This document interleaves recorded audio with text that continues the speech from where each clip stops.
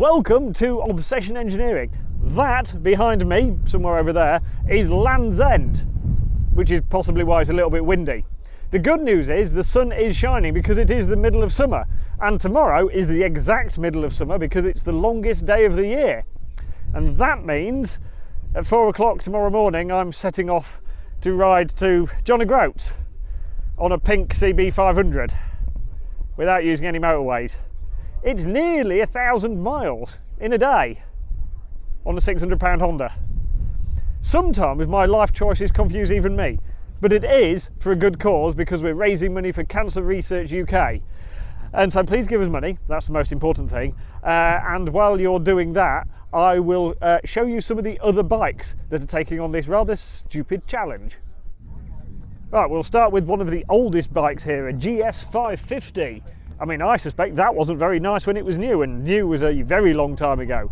Best of luck. I do particularly like the top box though. That's lovely. Top box, rabbit hutch, one of the two. This has just been unloaded from a van. And I looked across the car park and went, what on earth is that? Apparently, underneath, it's an NTV 650, which is basically a DeVille with no fairing on it. And I've done this challenge on a DeVille with fairing, and I can promise you that the fairing was the best bit of it. So the comfy seat is gone, the good fairing is gone. It has got a very big fuel tank though, and apparently some other modifications. Yep, that's pretty terrible. There are a selection of slightly older Triumphs, because when they get to a certain age, Triumphs basically become almost valueless, and then people bring them here and do this stupidity on them. This one is obviously for remembering lots and lots of important people for this rider. I don't know whose it is, but that is a lovely sentiment. And so every one of those deserves their recognition, and of course they deserve a donation from you too. So get on it, press the link. This bike has done the challenge numerous times. It was actually, I think, a 600 quid bike at one point. It might look okay from a distance, but it's got some battle scars, it's got quite a lot of corrosion. I'm not sure whether they fixed the oil leaks that were hampering it a couple of years ago. It might look shiny, it's actually a complete pile of... And talking of piles of junk, the next thing along, to be fair, Maxi scooter, I'm guessing this is going to be pretty comfortable, even if the riding dynamics are pretty terrible. So tell us what on earth possessed you to do such a stupid thing? Next along the queue, it is not an AR50 because that would be better. This is a GPZ 305, which means it's belt drive. But you've not been able to buy the belts for about 20 years, so absolute best of luck with that. This is special because this is the Pink Panther VFR 750. There are a few 800s here as well. You can buy VFR 750s and 800s for 600 quid, but trust me, they're not that good anymore. This one's got a lovely effect of sort of something going on there. Oh, I like those handlebar grips, they're a moment. And obviously, it's quite pink. Look at this absolute peach of a fireplace. And when I say peach, look at the corrosion on that. Yep, that's horrible. The panels are all damaged, the frame's got marks on it. I mean, look at the state of that, that's beautiful. One thing I particularly like is standard silencer, but on a set of aftermarket exhaust headers. So slip together sprung exhaust system that somebody's put a standard silencer back on. Who knows the logic behind that? Probably the same level of logic that brings you to ride from Land's End to John O'Groats in a day on a Fireblade. There are many questions about many of these bikes. My biggest question of that is I'm not even really sure what it is, other than it looks like it was Japanese once. But you look good, we'll move on. We can't ever comment on any of that. Lovely. Obviously you can buy things like VFR 800s and things that are actually like, you know, a good bike but in a bad state of repair potentially. Or you can buy an anchor from a boat. I think that's probably an FJ 1200 or something. But it's Albert the yellow bike, and it is very yellow. And it's also quite furry, but we like a bit of... Oh dear, no. I don't want to touch that again. Interesting little fairing modification there, held on with a piece of wood. And so... that looks like, well, looks like you'd get a lot of change from 600 quid. A DeVille. I did it on a DeVille. They're dull. Somebody thought they were outdoing me with having my 2 screens by having 3 screens. But I think, oh, actually that wobbles quite a lot. Yeah, I won't poke on that anymore. I've been riding here with John today. We rode down from Lincoln, so about 350 miles. So my neck is a little tight and my knee doesn't work properly anymore. But John was behind me on this, which I suspect is even less comfortable. But the Suzuki Power Shield still actually works. It's basically got a screen that goes up and down electronically. This bike's 35 years old. The electronic screen still works. And my only question is, why would you ever have it low? Because that really is quite a low screen. That's pretty much pointless having a low setting on that as far as I can see. And of course there it is, the mighty CB500, the cancer beater itself in its final livery. Those who've watched the previous videos will understand the pink. We now have some stickers. I didn't space it quite right from a QR code. The longest day challenge sticker, quick, you know, revisit of what we're actually doing here. PB Evo forum. If you like talking about motorbikes on forums, go on there. That is excellent. And on the fuel tank there is a very important one. In memory of Mandy. Mandy was my mate's grandma, and she had a really long battle with cancer, but unfortunately it finally won. But because of the work that Cancer Research UK and people like that do, she got almost 10 years extra with her grandkids, which, you know, is incredible for everybody involved. So I'm riding with Mandy. So that's some of the bikes. I suppose we ought to probably go and meet a few of the people, because let's say if the bike's an eclectic mix, so are the people riding them. My name is Ben, and we need to beat cancer. So Here we are. there we are. Well, I've done long days before, but never on a bike this old, and I was allowed to use motorways before, so that made it a lot easier. So there's a bit of nervous excitement going on there now. I'm Chris. I'm doing this because we lost my dad to cancer, so it's a personal cause, and the more money we raise, the better. My name's David, and Excellent name, by the way. Excellent. I think so. I think it's a strong name, isn't it? Yeah. and I'm doing this because I think a lot of people have brushes with cancer, one way or another. My brother, prostate, best man, prostate, both cured, and brother's standing next to me. The more we can research it, find the cures, so much the better.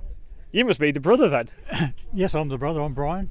The work that Cancer Research UK is obviously incredibly important. You are quite literally living proof of that. But this is also about a bunch of idiots playing around motorbikes slightly, isn't it? It is indeed, yes. There's a lot of rapscallions here that a motley crew all drew together, all for a good cause. So you're the man riding a basically ruined DeVille. So tell me, when did you lose your mind? Probably when I started this. Best of luck. Thank you, I'll need it. Right, it isn't just a bunch of middle-aged men, because Jenny's come to do it as well. Jenny, you've basically stolen somebody else's bike to do this, haven't you? I have, pretty much, yeah. There was a guy who was going to do it, and unfortunately he couldn't do it for whatever reason, so we went down and stole his bike. That's excellent. See? So tell me about the VFR 800 that actually doesn't look too bad. Yeah, it's actually all right. It must have been stood for a bit, because there's a few bits and pieces that were seized. Brakes needed doing as usual, chain adjuster, hub needed cleaning out. I put a new thermostat in it because it was overheating quite badly, and the radiators were full of crud, and under the tank in general road gunk. I have seen a photo that inside the V of the engine was basically almost solid with mud at one point. Yeah, it was pretty disgusting, to be fair. It's nice and shiny on the outside, disgusting on the on the inside. Obviously, we've both ridden TT. We're used to being on a bike and being uncomfortable for a length of time, but not normally for this long. How are you feeling about it? So I'm feeling bad because I'm feeling really super excited. I'm really looking forward to riding my bike, and everyone's like, it's going to be painful. And I'm like, no, it'll be fine. But I think when I get to the Scottish border, it's going to be painful. Cool. Well, I shall wish you a best of luck. Thank you, you too. Gary Thompson, better known as the attention paddock, the TT clerk of the course. Only one attention paddock. See, that's why you're the pro, Gary. Right, tell me about the DeVille and what happened yesterday. Right, you've heard about that already then? Yeah. Right, so we was coming through Exeter, and I was behind my mate, roundabout, about to pull off. My mate stalled, and I kind of went into the back of him. It's a schoolboy error, and very embarrassing. So you rear-ended your mate? I did, absolutely. Yeah. That's the bottom line. Yeah, to be honest. And nobody enjoyed it. No. And hence half a roll of duct tape later, and we're as good as new, to be honest. Yeah. Couple of cable ties, and we're as good as new. It wouldn't pass TT scrutiny, though, would it? It certainly would not pass TT scrutiny. Right. So tell us, Gary, what possessed you to do this? Basically, I've always wanted to do something for charity, and what really hits home is I lost my mum to cancer in June 2021. Now, I lost my mum to cancer, and ever since then, me and my brothers have always tried to do something for cancer research. Talking to a few mates, and we've all decided to do it this year. So we thought we'd give it a go. And to be honest, doing this is stressing me out more than running the TT. So that's a fact.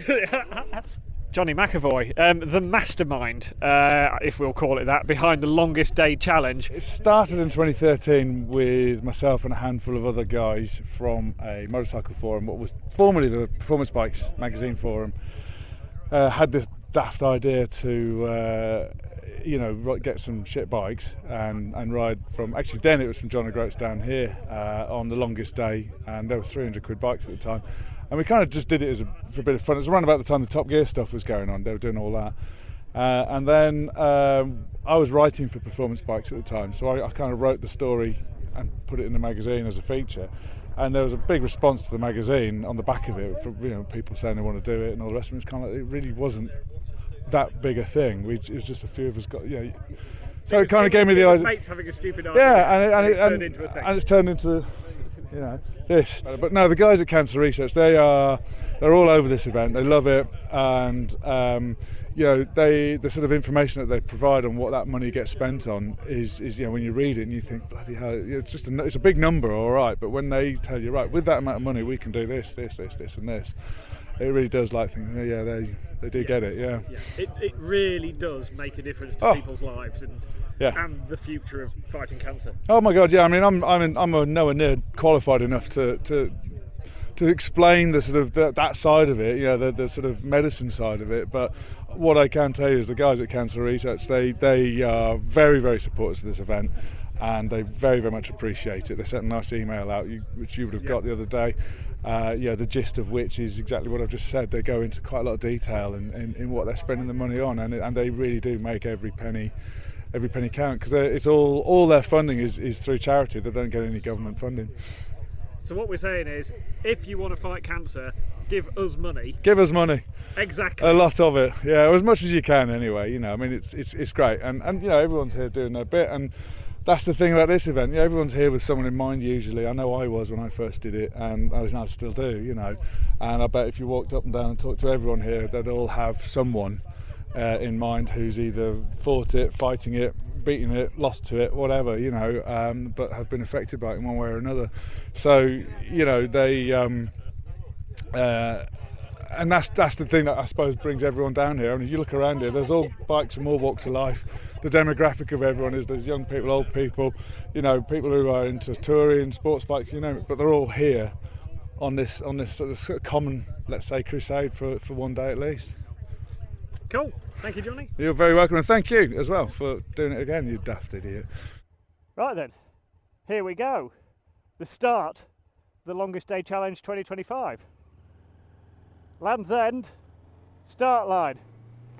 Off we go.